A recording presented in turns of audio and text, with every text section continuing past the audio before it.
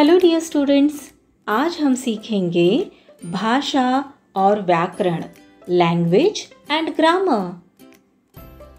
बच्चों, जैसे जैसे मनुष्य सभ्य होता गया, वैसे वैसे उसे अपने विचारों को व्यक्त करने के लिए एक साधन की आवश्यकता अनुभव हुई, जिसके कारण भाषा बनी।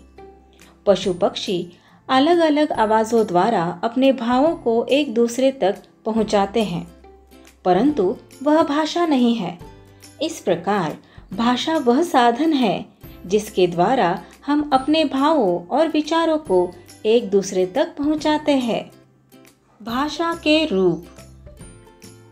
विद्यालय में आयोजित भाषण प्रतियोगिता में मानसी ने बहुत सुंदर और प्रभावशाली भाषण दिया। भाषण सुनकर सबने उसे बधाई दी। इस प्रसंग में मानसी ने बोलकर अपनी बात लोगों तक पहुंचाई और सबने सुनकर उसे बधाई दी। यह भाषा का मौखिक रूप कहलाता है। घर पहुंचकर मानसी ने विद्यालय का यह सारा किस्सा पत्र में लिखकर अपनी सखी आरुषि को भेज दिया। पत्र पढ़कर आरुषि बहुत खुश हुई और उसने भी पत्र लिखकर मानसी को बधाई दी। यह भाषा का लिखित रूप है। भाषा के दो रूप है। भाषा के रूप मौखिक और लिखित। मौखिक भाषा यह भाषा का वह रूप है जिसमें बोलकर मन के भावों को प्रकट किया जाता है तथा सुनकर समझा जाता है। लिखित भाषा यह भाषा का वह रूप है जिसमें लिखकर मन के भावों को प्रकट किया जाता है तथा पढ़कर समझा जाता है। भाषा के चार कौशल होते हैं। भाषा के दो रूप होते हैं, एक मौखिक रूप और दूसरा लिखित रूप। और भाषा के चार कौशल होते हैं। भाषा के कौशल सुनना, बोलना, पढ़ना और लिखना। भाषा के यह चार कौशल है। सुनना और बोलना भाषा के मौखिक रूप के अंतर्गत आते हैं। पढ़ना और लिखना भाषा के लिखित रूप के अंतर्गत आते हैं। बोली भाषा का एक अन्य मौखिक रूप बोली कहलाता है। यह बहुत छोटे क्षेत्रों में बोली जाती है। सामान्यतः इसमें साहित्य की रचना नहीं होती। हरियाणवी, छत्तीसगढ़ी, भोजपुरी, मगही, अंगिका, वज्जिका, राजस्थानी, बुंदेलखंडी आदि कई बोलियां हैं जिनका प्रयोग भारत के भिन्न भिन्न भागों में किया जाता है। भारत के संविधान में 22 भाषाओं को मान्यता प्राप्त है।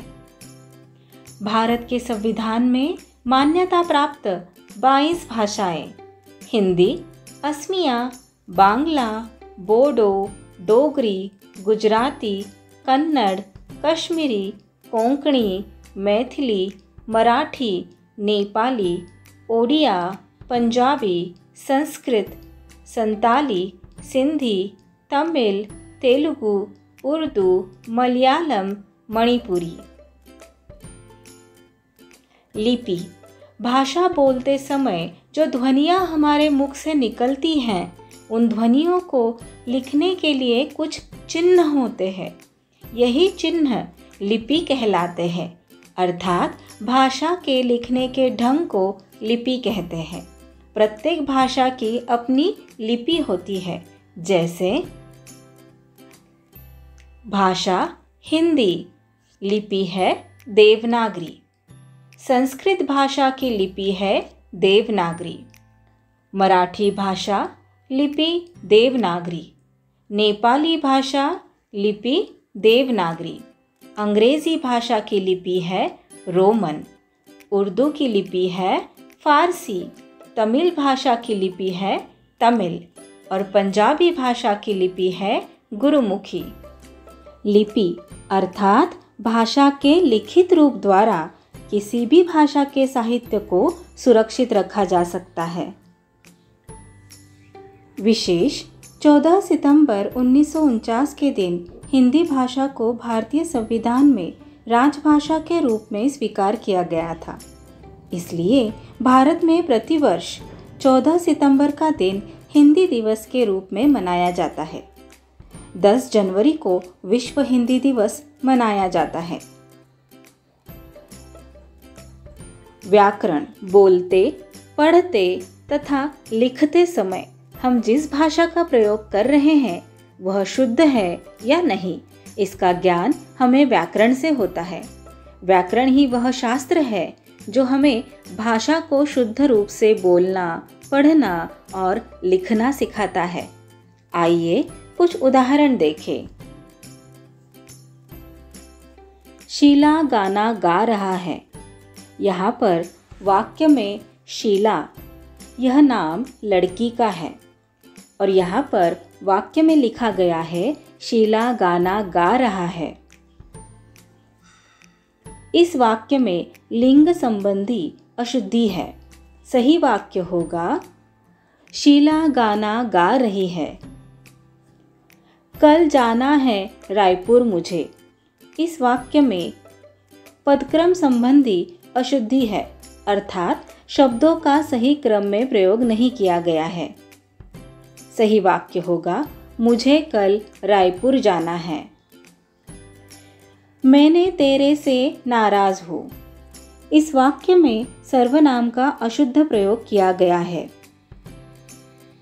मैं तुमसे नाराज हूँ। परिश्रम का फल मीठा होता है। इस वाक्य में वर्तनी अर्थात स्पेलिंग संबंधी अशुद्धियां हैं। शुद्ध वाक्य होगा परिश्रम का फल मीठा होता है। क्या आप जानते हैं कि उपर्युक्त सभी अशुद्धियों के सही स्वरूप का ज्ञान हमें कैसे हुआ? इसका ज्ञान हमें व्याकरण के द्वारा हुआ। हर भाषा के कुछ नियम होते हैं। इनका पालन करने से ही भाषा शुद्ध रूप में बोली और लिखी जा सकती है। व्याकरण ही हमें इन नियमों की सही जानकारी देता है। भाषा के शुद्ध रूप का ज्ञान कराने वाला शास्त्र व्याकरण कहलाता है। आओ दोहराएं। भावों एवं विचारों के आदान प्रदान का साधन भाषा कहलाता है। भाषा के दो रूप हैं, मौखिक और लिखित। भाषा के 4 कौशल है, सुनना, बोलना, पढ़ना और लिखना। भाषा का एक अन्य मौखिक रूप बोली कहलाता है। बोली का क्षेत्र सीमित होता है। भाषा जिस रूप में लिखी जाती है उसे लिपि कहते हैं।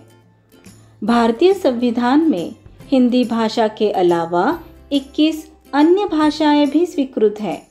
हिंदी दिवस प्रत्येक वर्ष 14 सितंबर को मनाया जाता है। भाषा को शुद्ध रूप में बोलना, पढ़ना और लिखना सिखाने वाला शास्त्र व्याकरण कहलाता है। So that's all for today. We will meet again in our next video. Till then, keep learning, keep enjoying. Bye bye.